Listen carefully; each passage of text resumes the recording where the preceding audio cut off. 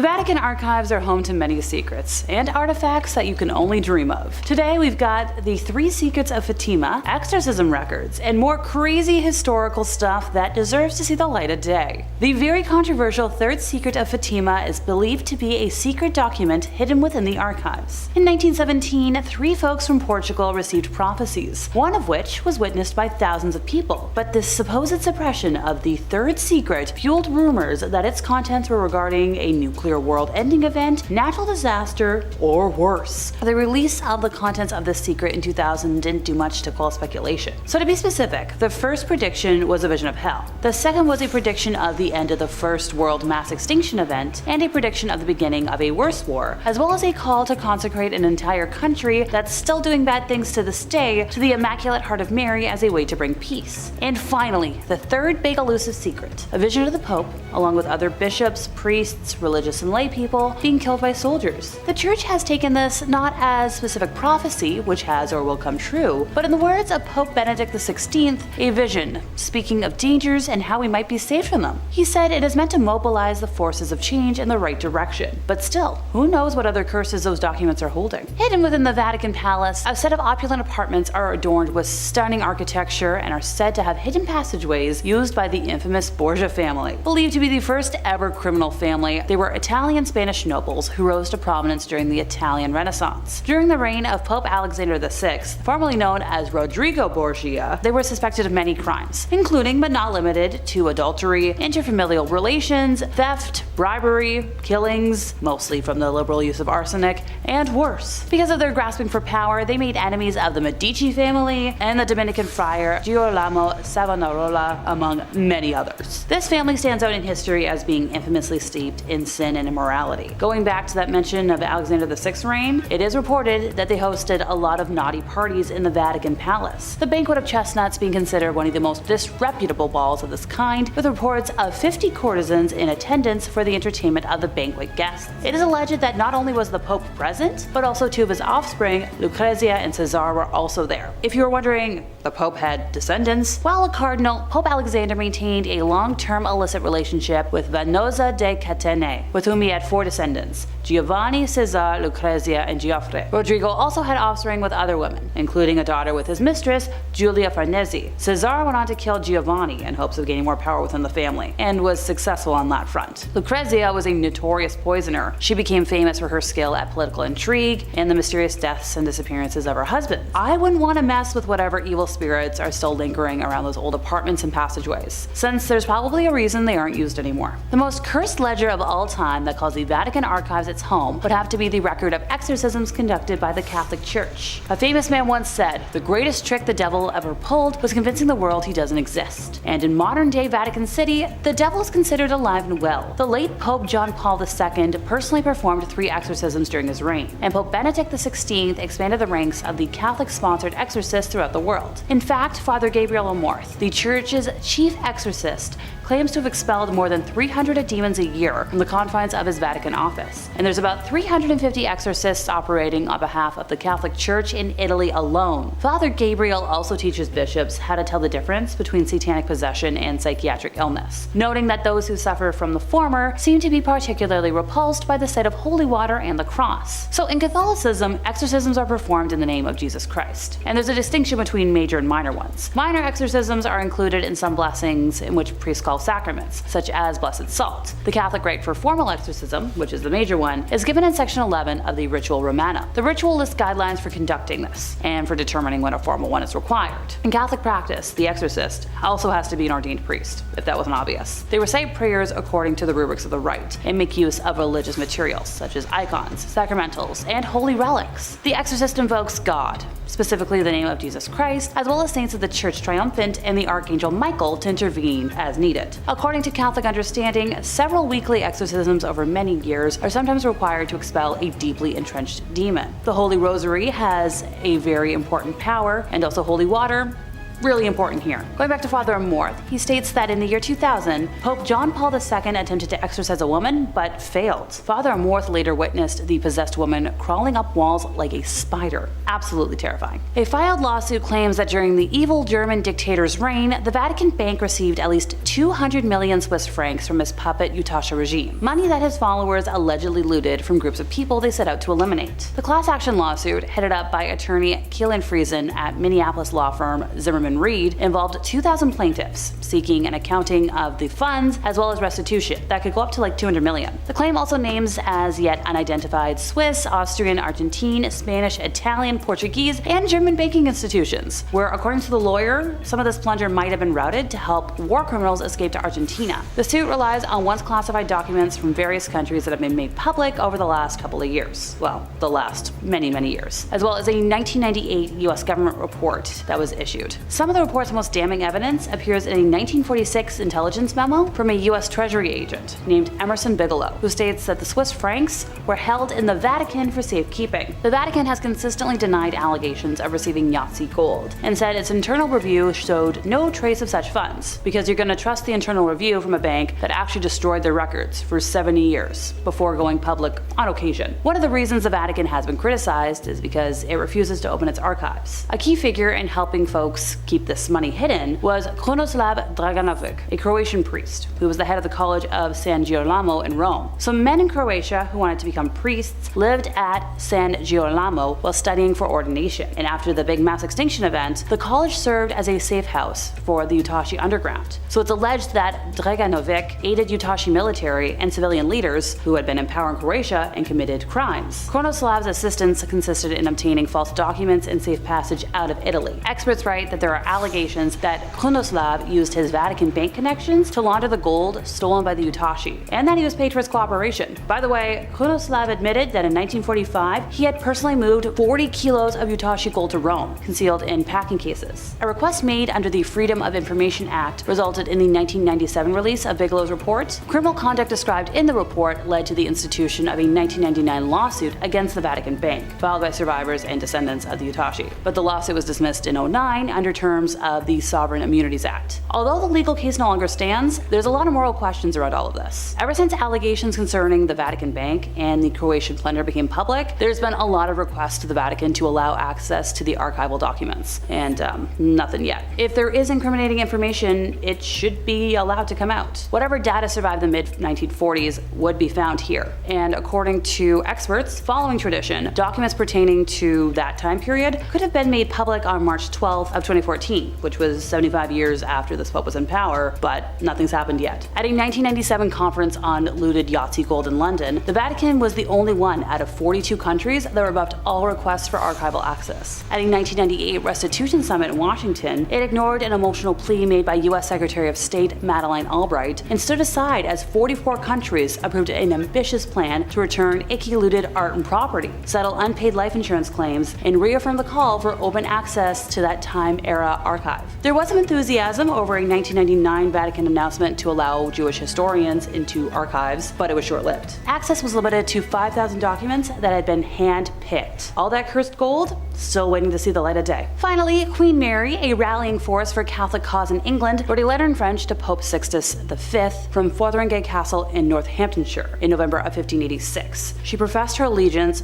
to the Catholic Church of Rome and was going against the falsehoods perpetrated by her enemies in England. Now, this letter was written a few weeks before losing her head for her alleged involvement in the plot to take out Queen Elizabeth I. She claimed that the tribunal that condemned her to death was illegitimate, but her claims couldn't save her life or her head. The Grand Grimoire. Now, the Grand Grimoire is a legendary book of black magic said to contain rituals for summoning demons and forging pacts with them. Now, the book describes several demons as well as the rituals to summon them in order to make a pact with them. Now, it also details several spells for winning a lottery, talking to spirits, being loved by a girl, making oneself invisible, etc., etc. While its existence remains unverified, some believe that a copy does reside within the Vatican's secret archives. Now, given its content, it's purported that the Pope and other high-ranking officials avoid any interaction with the text, fearing the spiritual dangers that it poses.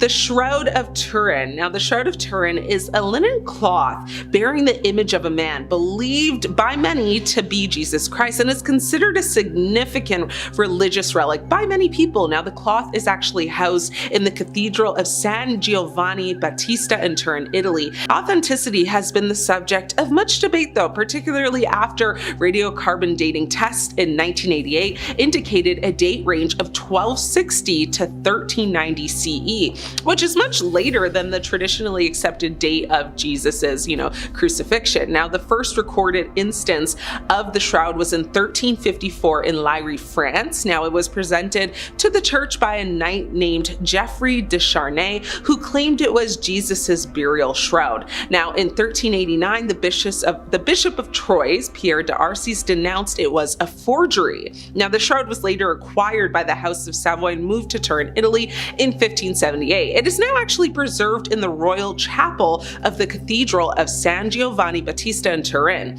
While it is, one of the most studied artifacts in human history, its authenticity does remain debated. The Vatican has been very cautious in its handling of the shroud, with popes, often observing it from a distance during public displays, possibly due to its controversial nature and the mysteries surrounding its origin. The Index Librorum Prohibitorium. Now, the Index of Forbidden Books was a list of publications deemed heretical or contrary to morality by the Catholic Church. The early versions of this index began to appear from 1529 to 1571. In the same time frame, in 1557, the English crown aimed to stem the flow of dissent by chartering the Stationers' Company. The right to print was restricted to 2 universities, Oxford and Cambridge, and to the 21 existing printers in the City of London, which had between them maybe 53 printing presses. Now, while the index was officially abolished in 1966, copies and related documents are preserved in the Vatican archives. Some of these texts are considered very dangerous and that they remain under strict lock and key, with the Pope even abstaining from reading them to avoid exposure to potentially corrupting ideas. The Papal Tiara of Lucifer. Now, the phrase Papal Tiara of Lucifer is a symbolic association, not a historical fact. It highlights the association of Lucifer, Satan, with the Papal Tiara, a symbol of the Catholic Church's head of state, the Pope. Now, this phrase suggests a connection between worldly power and religious authority, with the figure of the devil often seen as a symbol of evil and rebellion against God. A legend speaks of a Papal Tiara that was crafted but never actually worn, known as the Tiara of Lucifer. It's said to have been commissioned during a tumultuous period in church history and imbued with symbols considered blasphemous. Now, due to its controversial nature, the tiara was hidden away, with successive popes refusing to even acknowledge its existence, let alone wear it. The vial containing the dried blood of Saint Generis, which liquefies miraculously on certain occasions, is kept in Naples, but the Vatican has its own blood relics with similar phenomena. Now, some of these relics have exhibited unpredictable behavior, leading to concerns about their origins and the forces at play. Due to these uncertainties, the Pope often refrains from direct interaction with such relics. Kicking off this list, in 5th place, we have the possibility of proof of alien life. In 1998, news reports emerged that strange, elongated, distinctly alien-looking skulls had been found during a restoration of the Vatican Library, with many suggesting that the Vatican secret archives must be hiding evidence of extraterrestrials. Perhaps an understanding between the Vatican and extraterrestrials is too far out there, too convenient to contemplate, except the Vatican itself does not run from ties to aliens. Consider the words of Cardinal Conrado Balducci, a high-ranking Vatican official since the 1960s and close friend to many popes, who in 1998 instructed followers to remember a paragraph of the New Testament where St. Paul refers to Christ as King of the universe, not only as King of the world. That means that all beings in the universe, including aliens, are reconcilable with God. Heck, the current pope has said he would baptize an alien, so I guess that's progress for the church? You tell me. In 4th place, we have Conscience Court. Yep, the Vatican has a secret court for sins based on conscience. Not proof, not evidence, but absolution from conscience. Bishops who handle such hearings are the Apostolic Penitentiary, also known as the Tribunal of Conscience. Created by Pope Alexander in 1179, it was a secret to the public until 2009. Wow, a secret they kept from the general public? Consider me less than surprised. The sins judged in this court vary from spitting out the desecration of a communion wafer to priests breaking their vows of celibacy. Spitting out communion's a sin? News to me. I can think of a lot of icky priests that should go to real court for how they broke their vows, not a court where they're simply forgiven. Sinners who seek absolution have to write a petition to the Holy See. They use pseudonyms to protect their identities and submit the petition to the tribunal. The tribunal considers the matter, but the decision-making lies with the major penitentiary, and if he is uncertain, then he submits the matter to the Pope.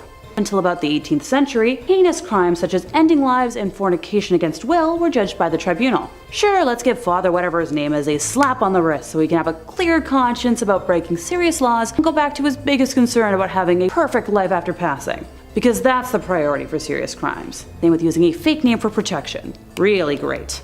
In third place, time to talk about exorcisms. While I'm sure someone out there is chuckling, exorcisms are nothing to be taken lightly. They're a religious or a spiritual practice of evicting demons, jinns, or other malevolent spiritual entities from a person or an area that is believed to be possessed. It varies a bit from religion to religion, so bear with me while I specify how it works in the Catholic Church. In Catholicism, exorcisms are performed in the name of Jesus Christ. There's a distinction between major exorcisms and minor exorcisms. Minor exorcisms are included in some blessings in which priests create sacramentals such as blessed salt. A related practice is deliverance ministry. Now, the distinction between deliverance ministry and exorcism is that exorcism is conducted by priests who are given special permission from the Catholic Church, while deliverance ministry is prayer for people who are distressed and wish to heal emotional wounds, including those purposefully caused by evil spirits. The Catholic rite for a formal exorcism, called a major exorcism, is given in section 11 of Ritual Romanum. The ritual lists guidelines for conducting an exorcism and for determining when a formal exorcism is required. Priests are instructed to carefully determine that the nature of the condition is not actually a psychological or physical illness before proceeding. Sure, I'd love to see their criteria. In Catholic practice, the person performing the exorcism, known as an exorcist, must be an ordained priest. The exorcist recites prayers according to the rubrics of the rite and makes use of religious materials such as icons, sacramentals, and holy relics. The exorcist revokes God, specifically the name of Jesus Christ, as well as saints of the Church Triumphant and the Archangel Michael to intervene with the exorcism. According to Catholic understanding, several weekly exorcisms over many years are sometimes required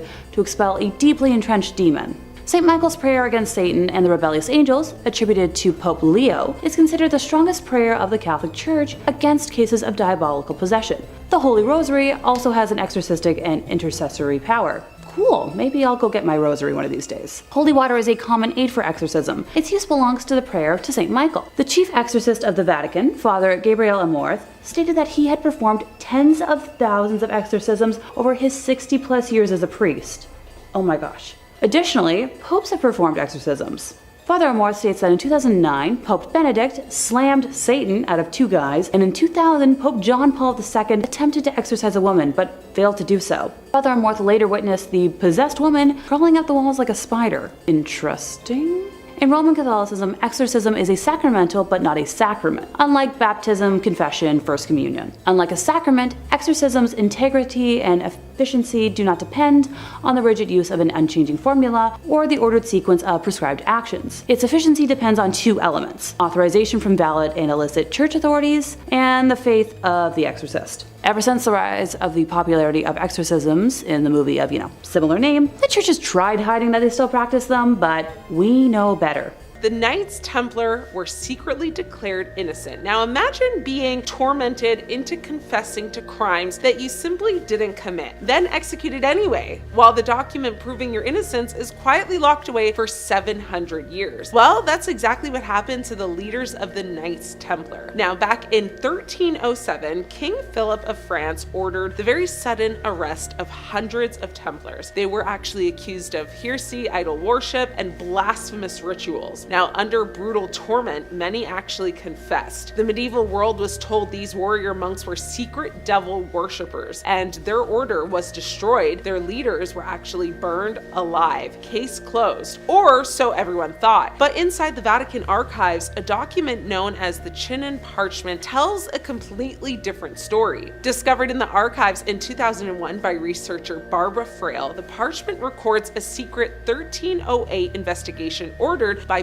Pope Clement. Now, here is the bombshell. The Pope absolved the Templars' leaders of heresy. Now, they were not declared innocent of everything, but they were reconciled with the church. Spiritually forgiven, if you would say. Now, officially cleared of the most serious religious crimes, yet politically, the Pope still dissolved the order under pressure from the French crown. So, while the world believed the Templars passed away condemned as heretics, a document in the Vatican vaults showed they had actually been pardoned before their execution. History didn't just get this wrong, it got it backwards. The Vatican archivist who became a criminal. You expect secrets in the archives. You don't expect the archivist himself to become one of them. Now, in the 1940s, a Vatican official named Monsignor Eduardo Pretner Kipoco worked with sensitive materials connected to church administration and archives. But behind the scenes, he was actually running a scheme that sounded kind of more like a spy thriller than a church scandal. So he forged financial documents, he stole valuables that had been entrusted to the church. Jewelry went missing, funds were diverted, important papers were tampered with, and at one point, he even managed to escape custody. His arrest and trial in 1948 became a massive embarrassment. A man with insider access to Vatican records had, taken advantage of his position there for fraud and deception on a huge scale. Now, you might be asking yourself, why is this so chilling? Well, because if someone with that level of access was corrupt, it raises a very unsettling question. What documents did he see, and what might he have copied, altered, or even leaked? I mean, this wasn't medieval mystery. This was actually modern scandal inside the walls of one of the most secretive institutions on earth. The archives don't just hold secrets, they've been part of modern ones too. The La Salette secret that stayed hidden for over a century. 2 children, a mountain in France, a vision of the Virgin Mary that alone would be enough to spark controversy. Now, what made this apparition truly unsettling was what came next. In 1846, 2 children claimed a radiant woman appeared to them and delivered a message. Now, these written secrets were sent to Rome and placed into church custody. They were not widely published. They were not openly discussed. They were stored. For over a century, speculation swirled that they contained messages of the future. Now, the Vatican eventually clarified which versions were considered authentic and which were later embellished. But the fact remains, the original handwritten secrets were preserved in Vatican custody for generations, fueling the idea that, these prophecies might be too scary to actually release to the public. Letters from prisoners begging for their lives. The Vatican archives don't just hold theology, they hold lost words. One of the most haunting categories of documents in the archives is personal correspondence from historical figures facing trial, imprisonment, or execution. Among them are letters from Mary, Queen of Scots. While in prison in England, she wrote to Pope Sixtus V, pleading for support and intervention as it loomed. Now, her letters are emotional, they're really deep. The archives also contain records from the trial of Galileo Galilei, who was condemned for supporting, lots of different things. His interrogations, forced, admissions. These are not legends, these are original documents and recordings that these institutions don't want released. Reading them is like standing in a room while history makes a decision you already know will end very badly. The third secret of Fatima and the fear of what wasn't said. Now, in 1917, 3 children in Fatima, Portugal, reported visions of the Virgin Mary who gave them 3 secrets. The first 2 were eventually revealed, the third was written down, sealed, and delivered to the Vatican with instructions that it should be opened later. For decades, it remained locked away. Rumors exploded worldwide. People believed it predicted nuclear war, the end of the church, global catastrophe. But in 2000, the Vatican released a text they said was the full third secret, a symbolic vision involving suffering and, people that would be assassinated in the church. Not everyone was convinced though. Some believe the message was incomplete or that there was more explanation needed. Now, 20th century turned this into one of the most debated religious secrets in modern history, and it shows how a single envelope can make such a big deal. Now, these are real working historical archives, but when you combine them all together, the result is a collection of records that can feel more unsettling than any ghost story, because these aren't legends, they aren't receipts, there actually are just proof from the past that show us a future that we may not be ready to fully see. The Chronovisor. Now, the Chronovisor is an alleged device that purportedly allows users to view past events, so essentially a time machine of sorts. Now, according to some accounts, it was developed in the 1950s by Father Pellegrino Ernetti, a Benedictine monk with assistance from scientists, including Nobel laureate Enrico Fermi. Now, Ernetti claimed to have used the Chronovisor to obtain a photograph of the crucifixion and to witness a performance of the lost play Thyestes in ancient Rome. Now, the claims surrounding the Chronovisor and Ernetti's work have been met with skepticism and controversy. Some evidence suggests the the photograph of the crucifixion was a reversed image of a postcard, and doubts have been raised about the authenticity of his transcription of, the Thyestes. Now, the device supposedly used a series of antennas and exotic metals to capture residual electromagnetic radiation left by past events. While the Vatican has never confirmed its existence, rumors persist that the device is hidden within the Vatican's secret archives, deemed too dangerous due to its potential to alter, perceptions of history and challenge established doctrines, which would explain why even the Pope has refused to go near it. The Devil's Bible, which is the Codex Gigas. Now, the Codex Gigas, often referred to as the Devil's Bible, is a massive 13th century manuscript originating from Bohemia. Now, the Codex Gigas is the largest extant medieval illuminated manuscript in the world at a length of 92 centimeters.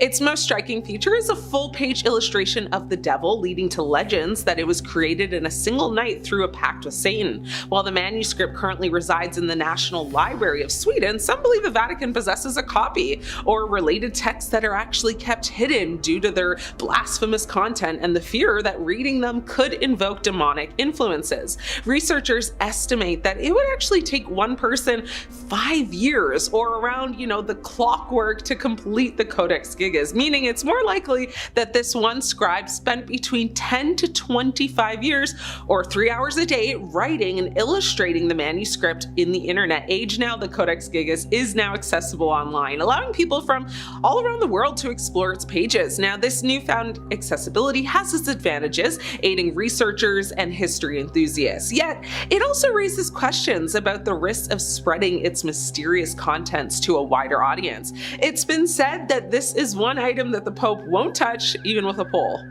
The Chronovisor. Now, the Chronovisor is an alleged device that purportedly allows users to view past events, so essentially a time machine of sorts. Now, according to some accounts, it was developed in the 1950s by Father Pellegrino Ernetti, a Benedictine monk with assistance from scientists, including Nobel laureate Enrico Fermi. Now, Ernetti claimed to have used the Chronovisor to obtain a photograph of the crucifixion and to witness a performance of the lost play Thyestes in ancient Rome.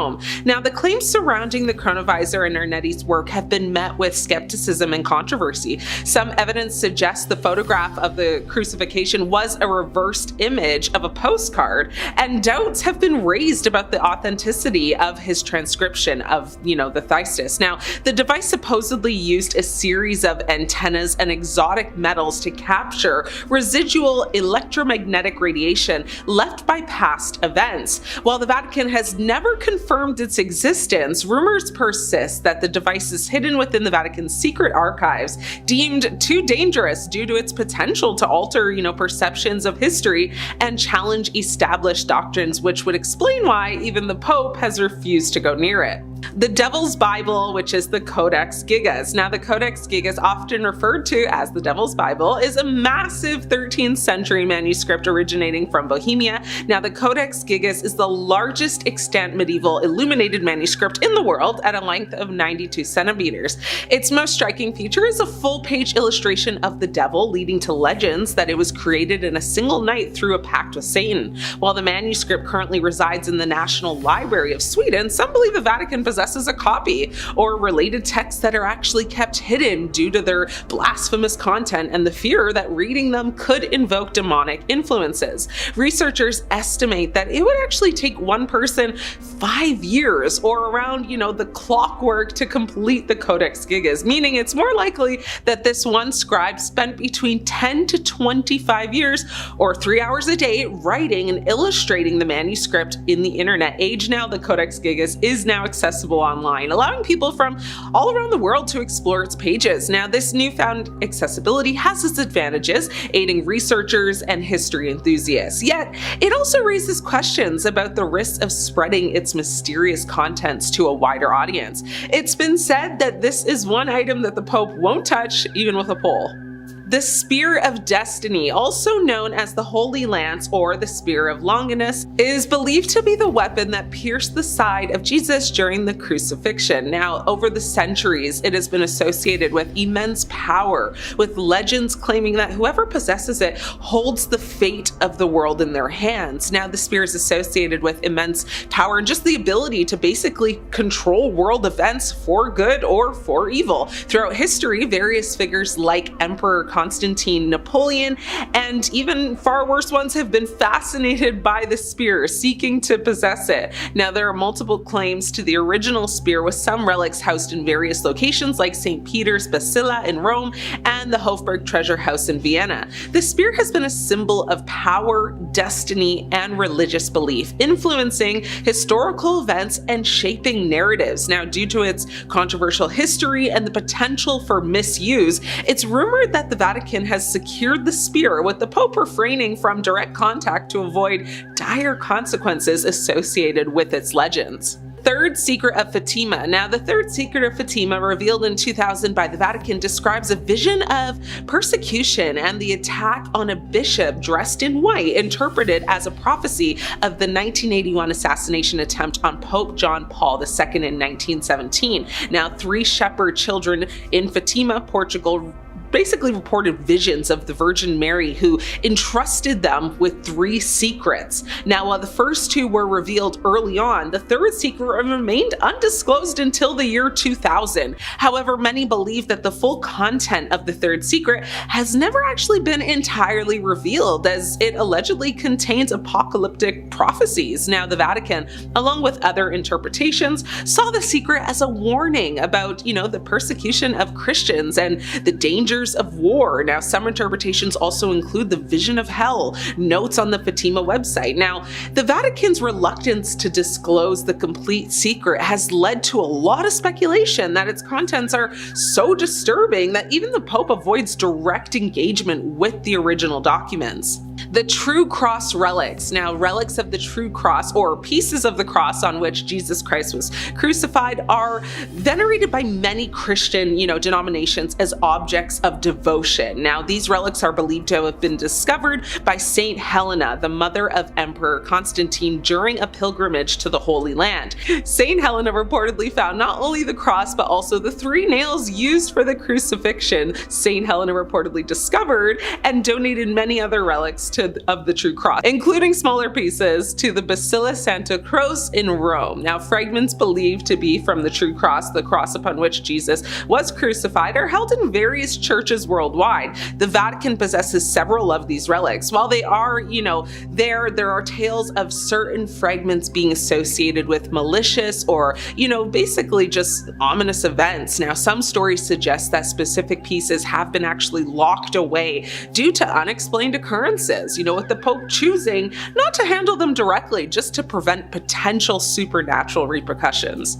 In 5th place, we have diary proof of an SA scandal. Alrighty, can I get a show of hands? What's the first thing you think of when I say priest and scandal in the same sentence? Do those 2 words have the initials SA? I had a feeling. So those are words that this platform doesn't really like, so pardon me while I try to dodge them, and I apologize in advance for how comical I'm about to sound. This affair kicks off on June 22nd of 2023, when the Society of Jesus of Bolivia acknowledged that it had received from the Vatican a copy of the diary belonging to the late Alfonso Pedreja, who was a priest accused of taking advantage of dozens of minors. He died of cancer in 2009, so he never faced repercussions for his actions in his lifetime. Primarily known as Father Pica, he was placed in boarding schools for impoverished youth, primarily in Cochabamba in the 1970s. So the diary was turned over to the prosecutors in that same city for that reason, and it was discovered that the late priest kept detailed accounts of the underage horrors he committed in Bolivia. So at one point, according to his diary, he told a colleague about the crimes, only to be advised not to mention it in future confessions. Yeah, the good old ignore it and it'll go away approach. The priest's nephew, Fernando Pendreas, discovered a printout of the diary in an attic and turned it over to a major newspaper. And in its pages, the priest wrote lines such as, "I hurt so many people, too many." The newspaper publishing excerpts from the diary prompted an outcry in Bolivia and an official Vatican response. Go figure. Pope Francis promised to ensure the full cooperation of the Church to work alongside the government as it investigates the allegations. He also expressed sorrow over the ongoing revelations allegations in the Catholic Church, calling them deplorable. Yeah, okay. And remind me again, what does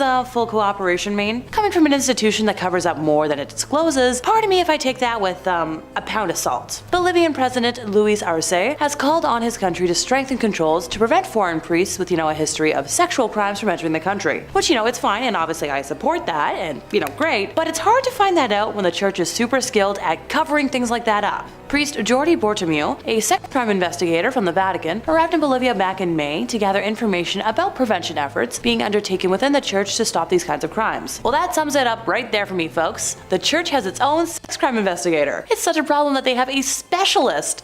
And before someone feels like fighting me on this, specialty jobs like that only exist because there's a need and a problem. That's not the kind of job that just got created out of midair for kicks. The investigation into Pandrejas joins at least 12 other ongoing judicial probes into allegations of clergy sex crimes in Bolivia. So the Bolivian Episcopal Conference has said, one priest has already received a 10-year sentence for his crimes, while another priest, Milton Murillo, was sent to pretrial detention for 3 months in May. New testimony against Murillo emerged in the wake of the Pandrejas scandal as prosecutors called on survivors to step forward. Okie dokie. Time to move on before I start hissing like a tea kettle, and I swear by the end of today, I'm going to turn into a caricature with like a storm cloud over my head.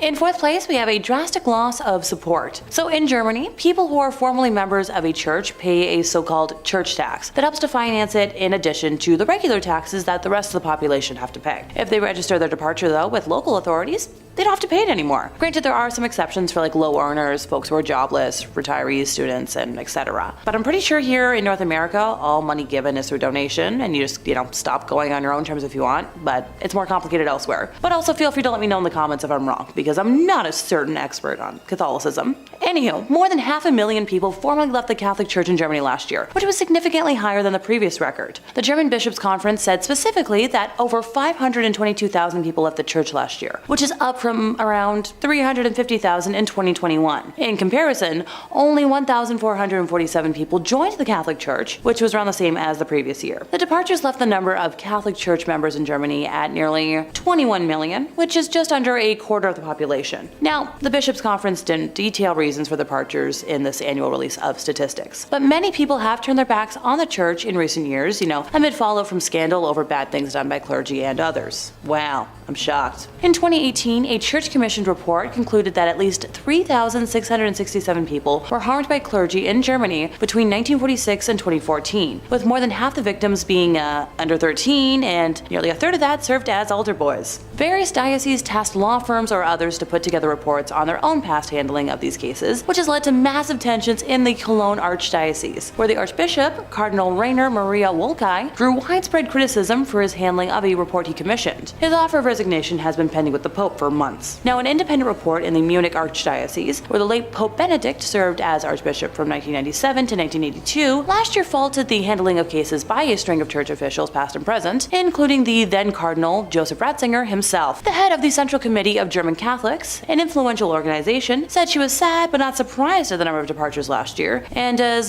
called for reforms and more thorough investigations. Yeah. Good luck with that one. I ain't holding my breath. In third place, we have the Vatican Bank, so formerly known as the Institute for the Works of Religion, the Institute, or the IOR for short. It was founded in June of 1942 by papal decree of Pope Pius XII. So anyone want to guess when they presented their first public operations report? Come on, give it a try. Nope, not anywhere in the 1900s. 2013. Yep, that's what I said. 70 years later, they produced their first annual report. The thing that's supposed to be held every year. Previous to all this, all internal ledgers were destroyed every 10 years in accordance with their policy. So the IOR's role is to safeguard and administer property intended for works of religion or charity. And the bank accepts deposits only from top church officials and entities, and is run by a president, but overseen by 5 cardinals who report directly to the Vatican and the Vatican Secretary of State. So they only report to themselves. For reference, all banks that operate here in Canada have to report to the Minister of Finance. Just saying. Former bank president Ettore Tedeschi and the Vatican Bank have been investigated on 2 separate occasions for money laundering. In March of 2012, JP Morgan Chase closed a Vatican account in Milan after the IOR was unable to respond to questionable money transfers. In 2010, Italian authorities seized 30 million from a Vatican account at Italy's Credito Artigiano Spa, following allegations that the IOR violated anti-money laundering laws. Now,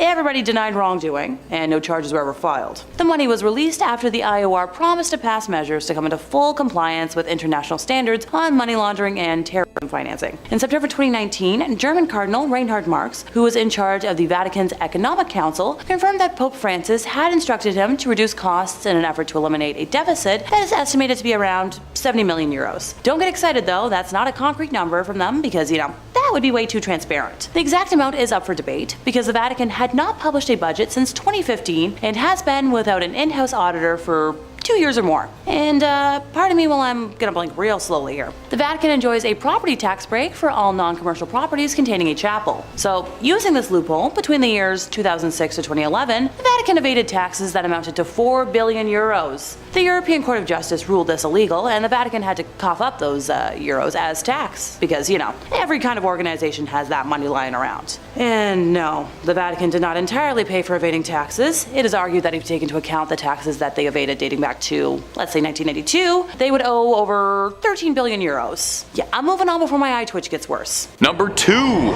Proof Jesus never existed. Or did. Now, among the things that you would think the Vatican would really want to keep hidden and on the DL would be proof that the Lord and Savior did not exist. This is another popular conspiracy theory emanating about the Vatican, that one of the things they're trying to cover up is some alleged document that insists Jesus as we know him wasn't quite real or wasn't as reported accurately. That would make sense. If I was the Pope, that would be like the number one thing I would want to keep under wraps, right?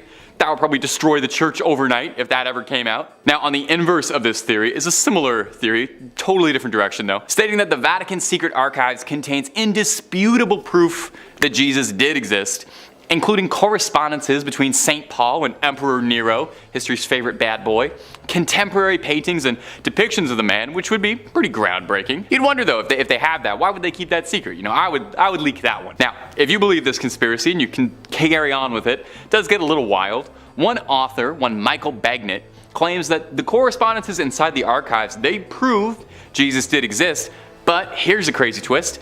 He didn't die on the cross, as, we all know, but rather there was a very complicated scheme with Pontius Pilate to secretly fake Jesus' death to appease the citizens of Rome.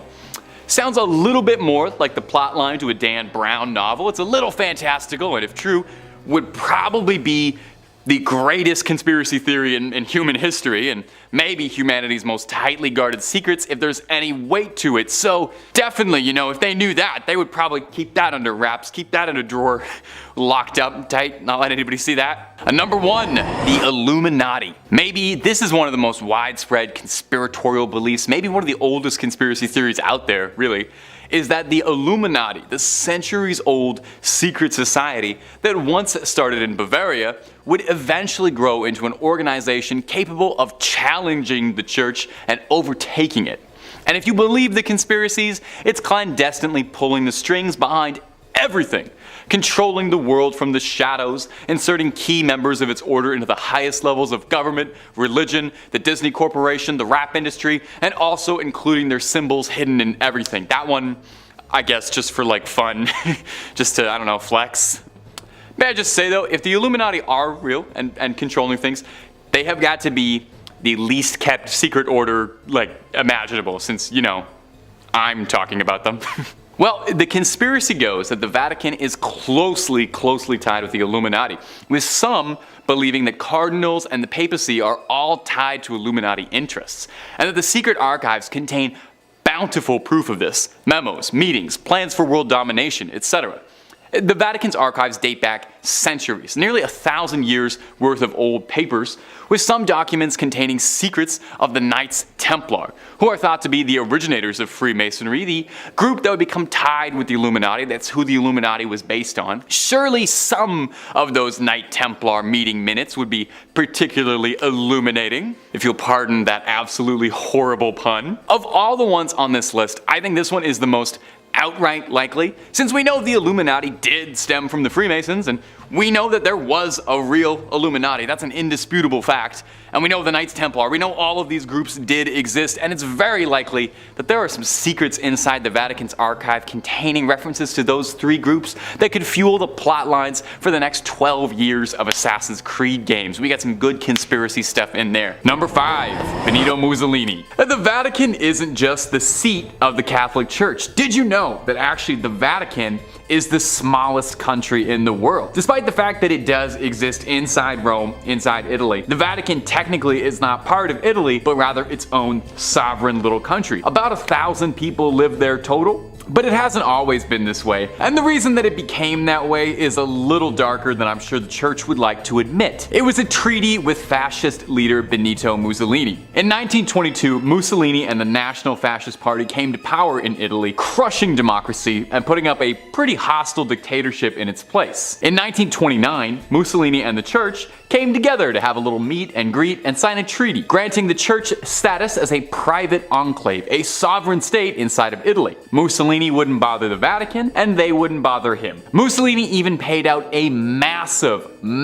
settlement, which the church invested and is believed to be valued at around 780 million US dollars, alongside tax exemption and priests getting a nice salary from the Italian government. All of those benefits you can thank a fascist government for. Perhaps most illuminating, however, was a clause that protected the Vatican's dignity, meaning as part of their laws as a sovereign state, they were allowed to arrest and try anyone who criticized the people and the church. In exchange for signing this treaty, the Catholic Church publicly supported the fascist dictatorship and was recognized as Italy's official government. The Vatican's own newspaper printed shortly after the deal went down, "Italy has been given back to God and God to Italy." And they only have the support of someone who is involved in hundreds of thousands of deaths to thank. And if you're looking for way more strange, true things out of history, conspiracies about the Catholic Church, cryptids, aliens, and all sorts of freaky business, Top 5 Scary has all of that and then some. So click on through,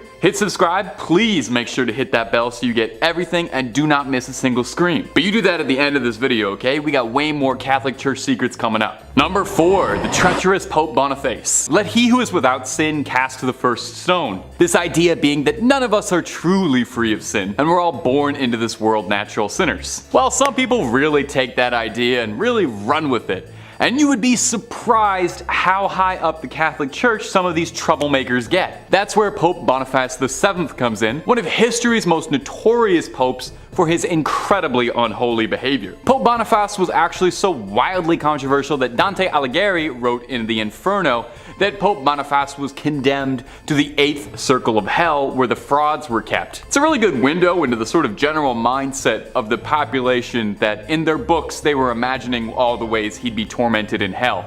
And as a quick aside, for the comment section, Dante's Inferno, is that history's first fan fiction? There's a very serious argument to be made that it is. Anyway, Boniface saw the destruction of Palestrina, a city that had already peacefully surrendered and submitted, but that wasn't good enough for the church. Palestrina had already been burned to the ground, and goofy old Pope Boniface ordered that they plow it down to the dirt and soil to ensure that absolutely nothing of the city remained standing, a real salt of the earth approach. He was definitely a guy who loved his neighbors. He really loved his neighbors, in the sense that the vow of celibacy that men of the cloth have to swear to, Boniface didn't really believe in at all. He was alleged to engage in all kinds of parties with all manner of bedroom companions, having once stated that he felt intercourse with younger people was as natural as hands rubbing together. A really, really great guy all together, and he also loved building statues of himself all the time, so he was very prideful, which that's the worst sin of them all, really.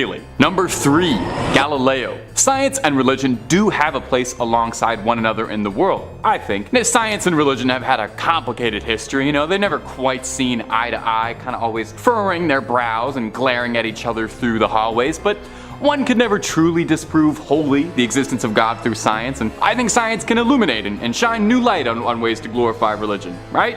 Maybe? Well, not particularly. As one could imagine, there's a great deal of difficulty the church has with science. In 1633, Galileo Galilei, the renowned astronomer, made himself an enemy of the Catholic Church and God for having the unbelievable, blasphemous, heretical viewpoint that the Earth orbits the sun and not the other way around. Now, Galileo didn't quite have it all the way, since he did posit that the sun is the center of the universe, and he wasn't super right about that, but hey, give the guy a little credit. He was doing all this before the TI-84, okay? He was just looking up in the sky making all these guesses. Pretty smart guy. Was doing better than most astronomers out there. Now, for this most heinous, disgusting, unbelievably sinful crime, Galileo was arrested and put on trial, where 10 cardinals sat before him passing judgment and trying to decide how best to punish this disgusting heretic, floating some fun ideas like imprisonment for life, torment, being burned at the stake. Again, this is all because Galileo suggested how the planets work, and he was mostly right about this, which is important to hammer home. Eventually, Galileo renounced his beliefs, saying he was wrong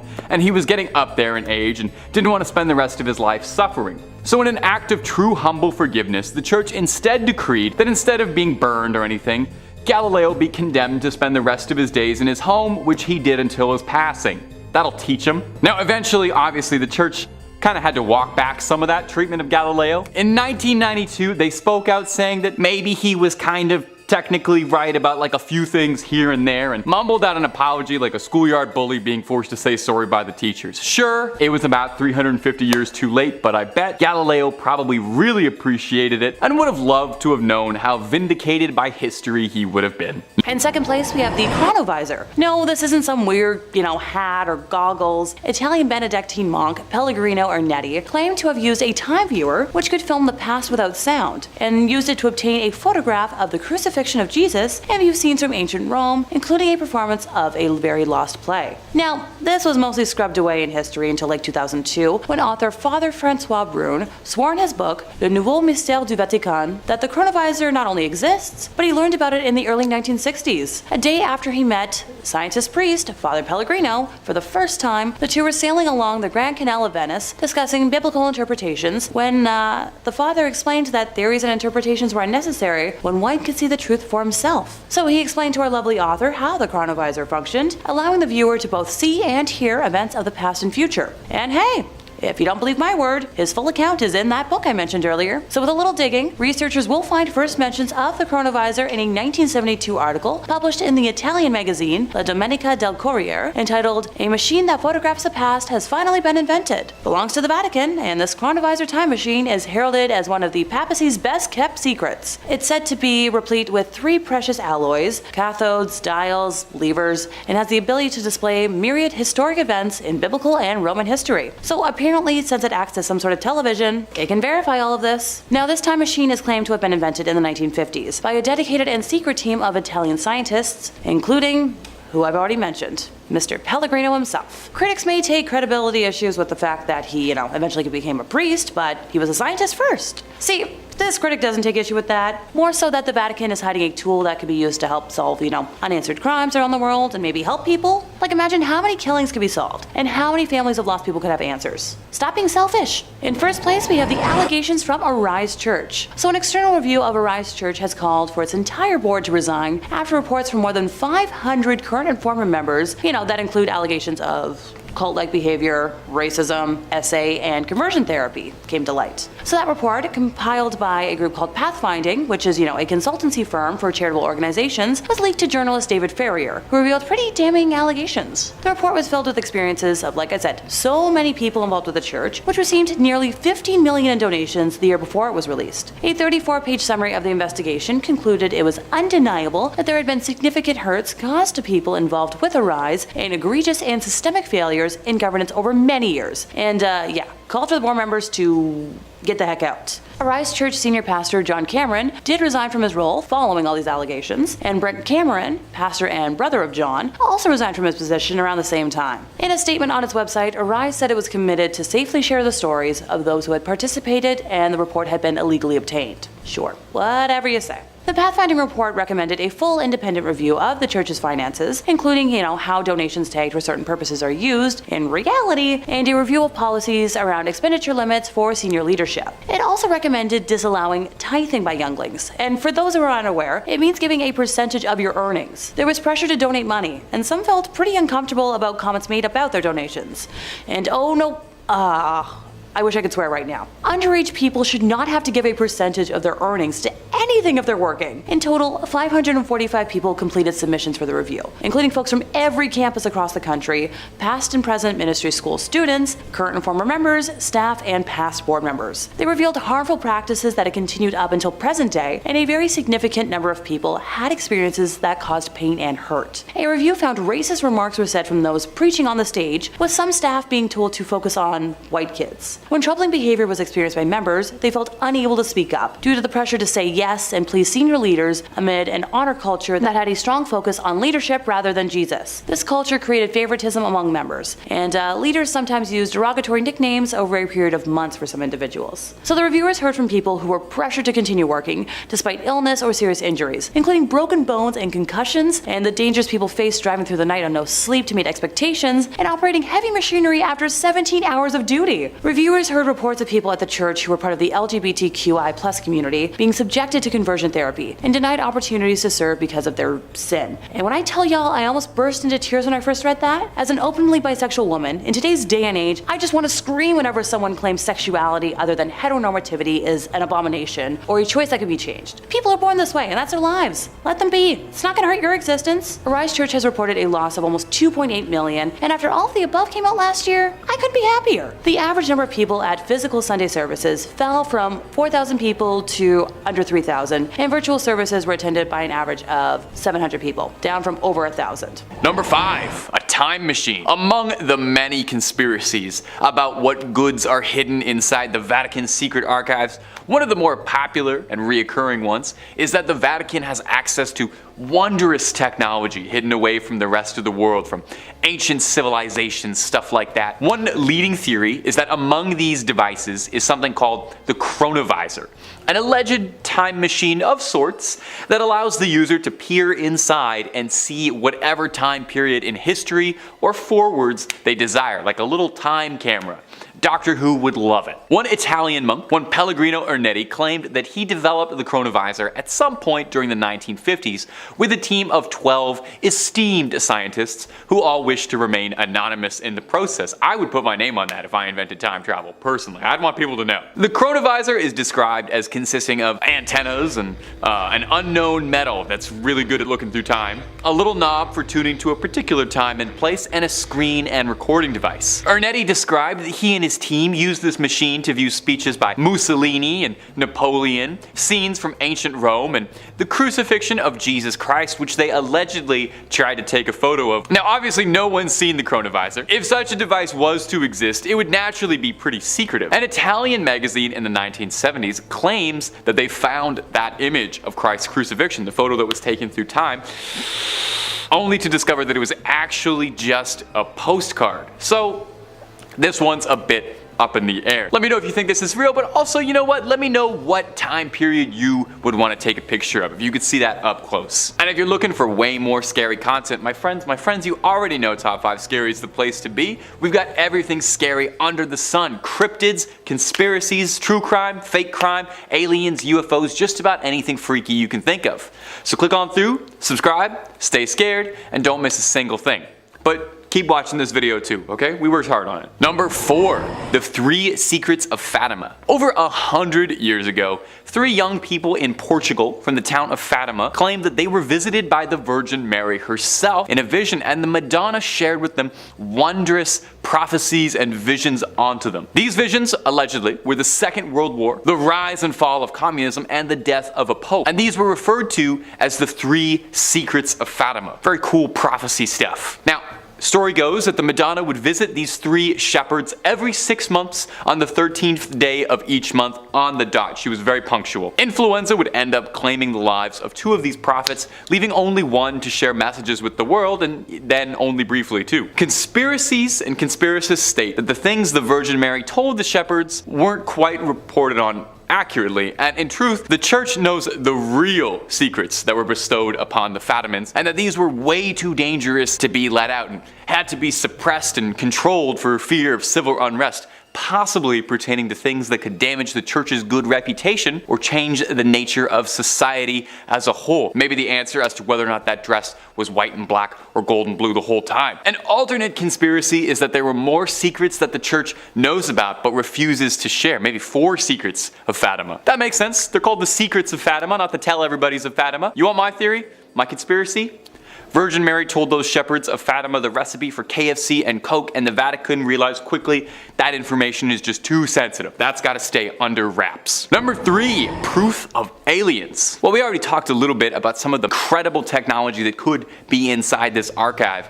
And it's thought that the Vatican has all sorts of incredible information hidden away in its vaults that humanity, we're just not ready to know about. We're not grown up enough. One of the other leading ones is that theorists speculate that inside those secret archives is indisputable hard evidence of extraterrestrial life, that they're harboring alien skulls and remnants of amazing technology, I guess on borrow from Area 51's collection it's traveling. So the story goes that in the late 1960s, during renovations of the Vatican's archives, excavators uncovered alien skulls beneath the Vatican archives, and somewhere the predator is so upset that he lost those. Is it possible that they worried that if proof of extraterrestrial life got out into the wild, it would discredit belief out there? It wouldn't be the first time. Galileo was famously locked up for his wild beliefs about the celestial bodies that would turn out to be fairly true. So would aliens be any different? Really a different story? A Russian engineer named Genrikh Markovich Ludwig was an esteemed scholar who in the 1920s was invited to the secret archives to study. A very prestigious position offered to less than 1,000 scholars a year. According to him, while there, he uncovered documentations that discussed the influence of aliens on civilizations like the Egyptians, the Mayans, the Mesopotamians. Ludwig found records of use of atomic weaponry predating the Manhattan Project, suggesting that this hyper-advanced technology had been in use for years, and humanity's leaps and progress were all reverse engineered from our visitors. Maybe the pyramids really were aliens. Would certainly be something if that ever came out. I hope in our lifetime, I hope we get to see some aliens, and I hope we get to see an alien elected pope someday. Personally. Number 2, the wild and wacky life of Pope Benedict IX. Over the years, there have been many controversial popes. I mean, there's a bunch on this list already. In fact, you'd probably find more popes are wrapped in controversy than you might imagine. Now, it's pointless to compare sins on any sort of moral scale as to who's the most evil or the worst pope, but it's hard to argue that few of them got up to as much chaos and trouble as Pope Benedict IX, who was one of the wackiest, most notorious popes out there. He once sold the position because he got bored of it. It's said he began his pontification when he was a young man because his wealthy family just wanted it, and that was like a thing you could do back then. If you had enough money, you could just bribe the church and ask that your son become pope. Benedict loved the lifestyle and behaved the way Joffrey Baratheon would, kind of really letting the power get to his head almost immediately. He would spend his money on women of the night, hosting lecherous, wild, erotic parties, which allegedly would have all manner of man, woman, and if the stories are to be believed, animals as well. It was not long before there were conspiracies being drawn up to assassinate the Pope, if you can believe that. Even just saying that feels weird, but they wanted to assassinate the Pope. Probably in a case of divine intervention or fate, on a feast day, his enemies snuck into St. Peter's Basilica carrying rope, ready to tangle up the Pope. But a solar eclipse scared the assassins so badly they called the whole thing off, and to be honest, I totally get it. If I was planning on disposing the Pope and the sun got blocked out, I'd assume God was furious at me. Failed coups notwithstanding, Pope Benedict's reputation did not improve much. He was attacked by an angry mob in 1045, and he was forced to flee and would be replaced by another pope, one Sylvester III. 2 months later, however, Benedict would return to take the title back. But 2 months later, he decided that he didn't really enjoy being pope anymore. It wasn't as fun, what with all the constant bombardment of hate and failed attempts on his life. So he sold it to his godfather for what amounted to nearly $30 million. Imagine buying the Pope. Imagine buying being the voice of God. Anyway, if you can believe it, like Emperor Palpatine, somehow Pope Benedict returned a third time. King Henry III of Germany had arrested Pope Sylvester III for being a false pope, and the godfather that he had sold the throne to had given up the papacy, admitting that it was shameful and heretical for him to have ever done so in the first place. So Henry appointed a new German pope while Benedict was in hiding, and that pope mysteriously passed away 8 months later from a poisoning, which many historians suspect Benedict had his little fingers in. So Benedict came back for a third time to be the pope, only this time no one was putting up with him. They'd been through this 2 more times, they weren't doing it again. Henry III sent troops to drag him out of the basilica. He spent his dying years in a monastery and is now remembered in history as one of the worst popes ever. And number 1, the Pazzi conspiracy. If you've garnered anything from this video that I've been telling you, I sincerely hope it's that the Pope doesn't always follow the rules. Sure, the guy interprets the will of God, he's got a direct line to talking to him, but that doesn't mean he follows every single one of his rules. Now, we've already discussed some of the wildest sins that popes have been caught up in, but let's top it all off with a full-blown assassination conspiracy revolving around the Pope ordering a hitman. No, really. In the 1470s, Pope Sixtus IV hatched a scheme to rid Florence of the Medicis, the most influential family in the country at the time, rivaling the church. The Medicis had served as the bankers for the papacy for generations, and as such were loaded. Pope Sixtus kickstarted this conflict when he changed the Medicis over as the bankers to the Pazzi family, who were more loyal to him. The Medicis didn't want to pay to help the Pope claim the town of Imola, which the Medicis themselves wanted to lord over. So with these in the way, the Pope thought that something had to be done about these meddling Medicis. So Sixtus contracted 2 assassins to carry out the plot against Lorenzo and Giuliano de' Medici during Easter Mass on Sunday, which just feels unbelievably disrespectful if you're the Pope, You can't talk in church, but you can orchestrate a political assassination. That's fine to do on Sunday, on Easter Sunday? Now, if you're sitting here listening to this and you're kind of scratching your head because you feel like all of this sounds a bit familiar, imagine you have a white hood on and you're jumping into a bale of hay,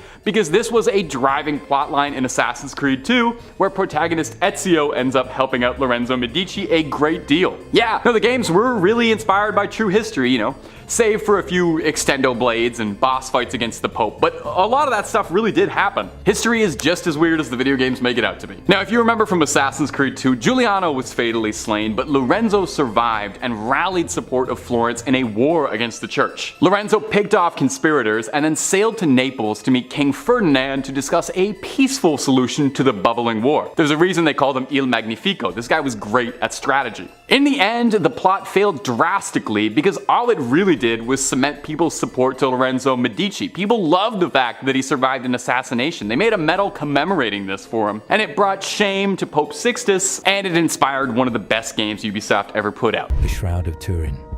Our journey begins with an object of immense fascination and debate. The Shroud of Turin.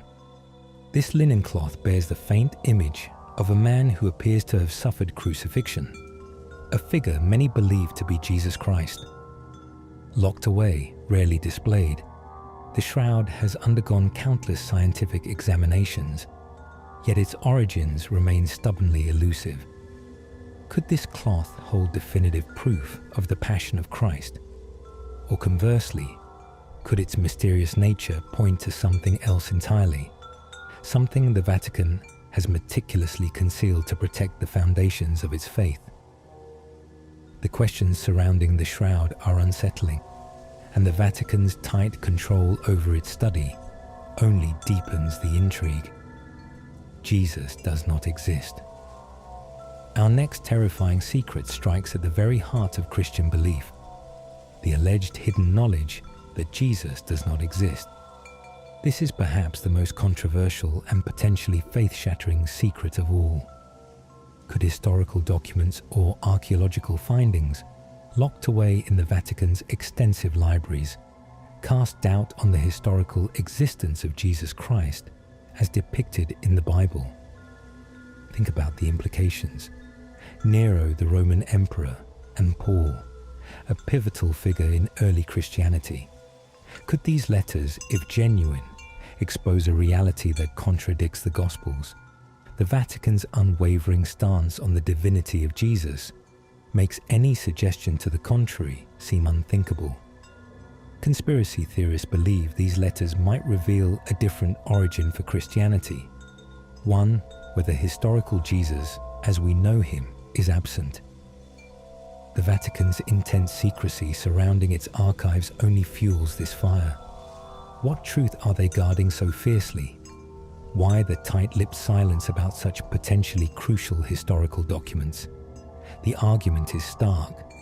The Vatican, to maintain its authority and prevent global upheaval, has suppressed any evidence challenging Jesus' existence. The claim that the Vatican hides proof Jesus never existed is a dangerous one, shaking the foundations of faith worldwide. Whether it's a fabrication or a hidden truth within ancient texts, the question remains: what secrets lie locked away, and what would the world do if they were ever revealed? The Papal Tiara of Lucifer. Our next secret takes a darker turn, venturing into the realm of symbolism and hidden meanings. Legend speaks of a powerful and ominous artifact, the Papal Tiara of Lucifer. This is not the official papal tiara worn during ceremonies, but a secret, apocryphal crown said to be hidden deep within the Vatican vaults. According to these unsettling rumors, the tiara is adorned with symbols associated with Lucifer, the fallen angel. Could this be mere folklore, a dark whisper in the shadows? Or does it hint at a hidden, perhaps unintentional connection to darker forces within the highest echelons of the Church? The very suggestion sends shivers down the spine and raises uncomfortable questions about the true nature of power and influence. Evidence of extraterrestrial life. Now, we move from earthly mysteries to cosmic possibilities. Could the Vatican, with its vast archives and historical reach, possess evidence of life beyond our planet? The idea of evidence of extraterrestrial life being secretly held within the Vatican might sound like science fiction, but consider this. The Vatican has its own astronomical observatory, and throughout history has been privy to countless unexplained phenomena. Could encounters with beings from other worlds have been interpreted through a religious lens and subsequently concealed to avoid widespread panic or theological upheaval? The implications are staggering, and the silence from the Vatican on this topic is deafening to those who seek answers among the stars. The chief exorcist of the Vatican performed 100,000 plus exorcisms. Finally, we arrive at a secret that speaks of a constant battle against unseen forces. It is said that the chief exorcist of the Vatican performed over 100,000 exorcisms. This staggering number suggests a level of demonic activity far beyond what is commonly acknowledged. Father Amorth was the Vatican's go-to person when it came to what the Church believes is demonic influence. That's a lot of times someone believed they needed help against something truly scary. Think about it. Over 60,000 prayers, rituals, and blessings to try and help people struggling with something they couldn't explain.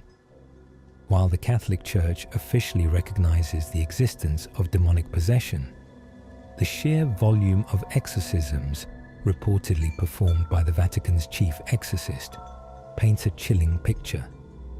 Could this indicate a hidden war being waged in the shadows? A constant struggle against malevolent entities that the public is largely unaware of? The implications are terrifying, suggesting a vulnerability within even the most sacred of places to forces that seek to corrupt and destroy.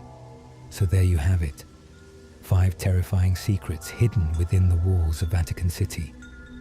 Each of these secrets, if true, could profoundly alter our understanding of history, faith, and our place in the universe. But remember, the Vatican, like any ancient institution, holds countless stories and mysteries within its walls. Whether these particular rumors hold weight or are simply products of speculation, they serve as a powerful reminder that even in the most sacred places, questions remain, and the pursuit of truth is a journey that never truly ends. Tonight, we delve into places where the sacred has been touched, not by angels, but by something far darker. Our first stop takes us to Kansas City, Missouri, and St. Mary's Episcopal Church. Here, rumors persist of a 19th century priest whose spirit is unable to find peace. This was no ordinary priest. Arriving in a city rife with anti-Catholic sentiment, his own leanings towards Catholic traditions and rumors of scandalous behavior made him a target. Accusations flew, his reputation was dragged through the mud, and ultimately, his life ended abruptly by poison. But his passing was not the end for Father Jardine. Many who have been near St. Mary's late at night report an unsettling feeling of being watched. Strange footsteps echo in the empty building, and the phantom scent of incense fills the air, even when no candles are lit. Some have even claimed to see the shadowy figure of a priest with a flickering candle in the second-story window, a silent sentinel forever bound to the church he served and the controversies that consumed him. Number 2 on our list is the Vatican Bank. Yeah, totally not suspicious at all. Buckle in because there is a lot to unpack here. Formerly known as the Institute for the Works of Religion, the Institute, or the IOR for short, was founded in June 1942 by papal decree of Pope Pius XII. Guess when they presented their first public operations report? Nope, not 1943. Try again, I'll wait. Nope, not even in the 1900s. 2013. Yeah, you heard me correctly. 70 freaking years later, they produced their first annual report. You know, the thing that's supposed to be presented every year so no one does anything shady or illegal. Previous to this, all internal ledgers were destroyed every 10 years in accordance with their policy. So did they exist or not? The IOR's role is to safeguard and administer property intended for works of religion or charity. The bank accepts deposits only from top church officials and entities, and is run by a president but overseen by 5 cardinals who report directly to the Vatican and the Vatican Secretary of State. So they only report to themselves. For reference, all banks that operate in Canada have to report to the Minister of Finance. Former bank president Ettore Tedeschi and the Vatican Bank have been investigated on 2 separate occasions for money laundering. Yeah, nobody saw that coming. In March of 2012, JP Morgan Chase closed a Vatican account in Milan after the IOR was unable to respond to questionable money transfers. In 2010, Italian authorities seized $30 million from a Vatican account at Italy's Credito Artigiano Spa following allegations that the IOR violated anti-money laundering laws. Ettore and the bank were both denied wrongdoing, and no charges were ever filed. The money was released after IOR promised to pass measures to come into full compliance with international standards on money laundering and terrorism financing. Yeah, those measures, as of 2023, still have not been passed. In September of 2019, German Cardinal Reinhard Marx, who was in charge of the Vatican's Economic Council, confirmed that Pope Francis had instructed him to reduce costs in an effort to eliminate a deficit that is estimated to be around 70 million euros. Don't get excited. That's not a concrete number from them, because that would be, too transparent. The exact amount is up for debate because the Vatican has not published a budget since 2015 and has been without an in-house auditor for 2 years. Pardon me while I slowly blink here. The Vatican enjoys a property tax break for all non-commercial properties containing a chapel. So using this loophole between the years 2006 and 2011, the Vatican evaded taxes that amounted to about 4 billion euros. The European Court of Justice ruled this illegal, and the Vatican had to cough up 4 billion euros as post-dated tax. Sure, because every normal organization has that kind of money just lying around. The Vatican did not entirely pay for evading taxes, and it's argued that if you take into account the taxes they evaded dating back to 1992, the total amount's going to be over 13 billion euros. That's right, billion. On the 28th of June in 2013, 3 people were arrested by the Italian police on suspicion of corruption and fraud, having planned to smuggle 20 million in cash from Switzerland into Italy. One of those people arrested was Monsignor Nunzio Scarano, previously senior accountant at APSA, the Vatican's administration of the Patrimony of the Apostolic See. Try saying that 5 times fast. In January of 2014, he was further charged with money laundering through IOR accounts in yet another investigation. I'm seeing a pattern here. Are you? According to a police statement, millions of euros in false donations from offshore companies had moved through his accounts. Already in July of 2013, the IOR had frozen the money in his accounts. In July of 2016, Nunzio was acquitted of allegations of corruption, but was given a 2-year sentence after being convicted of lesser charges of making false allegations. His money laundering trial in his hometown of Salerno was still pending at this time. The other person arrested was a bank person and a former Secret Service agent. In February of 2017, a court in Rome convicted 2 former top Vatican Bank officials,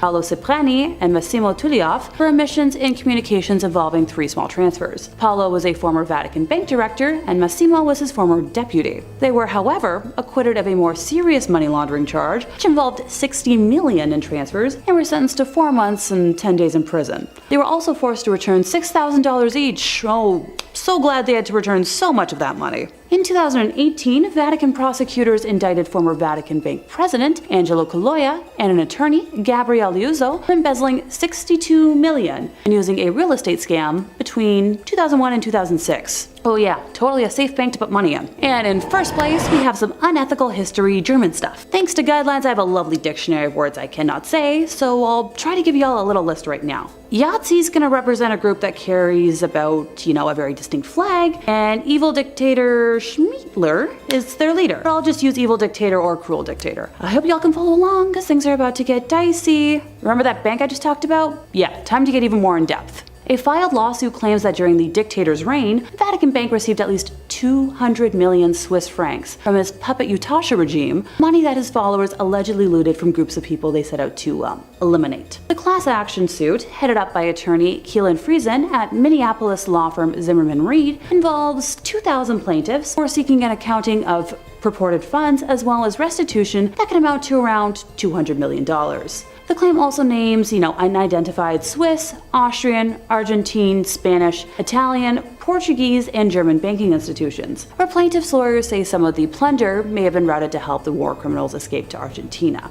The suit relies on once classified documents from various countries that have been made public in recent years, as well as a 1998 U.S. government report issued by Commerce Undersecretary Stuart Eisenstadt. Some of the report's most damning evidence appears in a 1946 intelligence memo from a U.S. Treasury agent named Emerson Bigelow, who states that the Swiss francs were held in, you guessed it, the Vatican for safekeeping. The Vatican has constantly denied allegations of receiving Yahtzee gold and said in its internal review that they showed no trace of such funds. Sure, I'm totally gonna trust the internal review from a bank that destroyed their records for 70 years before going public. One of the reasons the Vatican has been criticized is that it refuses to open its archives as others have done. A key figure in helping the Utashi was Krunoslav Draganovic, a Croatian priest who was head of the College of San Girolamo in Rome. Men from Croatia who wanted to become priests lived at San Girolamo while studying for ordination. After World War II, the college served as a safe house for the Usashi underground. It is alleged that Draganovic had aided the military and civilian leaders who had been in power in Croatia and committed war crimes.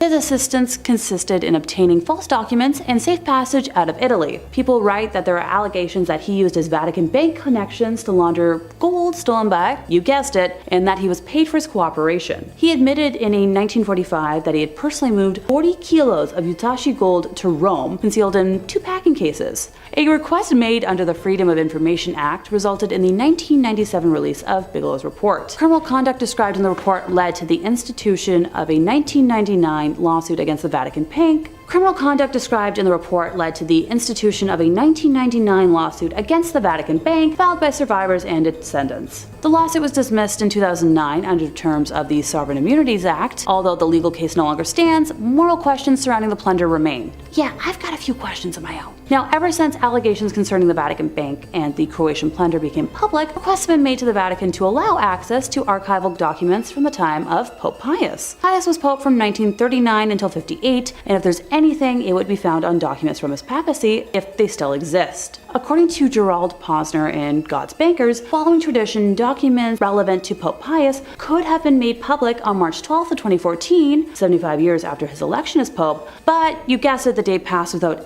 any release of those documents. At a 1997 conference on looted Yahtzee gold in London, the Vatican was the only one of 42 countries that rebuffed all requests for archival access. At a 1998 Restitution Summit in Washington, it ignored an emotional plea by U.S. Secretary of State and stood aside as 44 countries approved an ambitious plan to return, icky looted art and property, settle unpaid life insurance claims, and reaffirm the call for open access to that time era archives. Subsequent pleas for opening the files by Bill Clinton, the State Department, and other organizations went unanswered. Enthusiasm over a 1999 Vatican announcement to allow Jewish historians into the wartime archives was short-lived. Access was limited to 5,000 documents that had been selected and published years earlier by 4 hand-picked academics.